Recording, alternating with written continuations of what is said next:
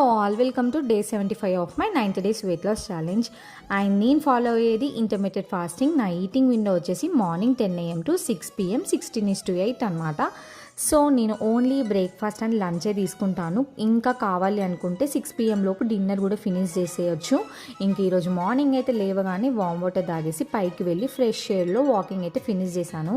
తర్వాత Apple cider vinegar water అయితే తాగిన. ఇది మెటబాలిజంకి అయితే చాలా మంచిది అండ్ వెయిట్ లాస్కి హెల్ప్ అవుతుంది.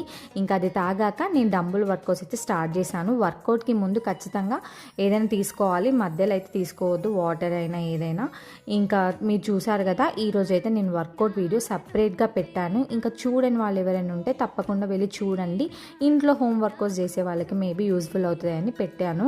ఇంకా బ్రేక్ఫాస్ట్కి అయితే ఎగ్ ఆమ్లెట్, టోస్ట్ అండ్ చిన్న కప్ ఓట్స్ అయితే తిన్నాను. ఇది తిన్నాక నాకు అస్సలు ఆకలి వేయలేదు. లంచ్ తిన్నామంటే కూడా ఇంకా చాలా ఫుల్ఫిల్లింగ్గా అనిపించింది. కానీ ఏదో ఒకటి తినాలి కదా అనేసి నేనైతే క్యారెట్ అండ్ సపోటా తిన్నా.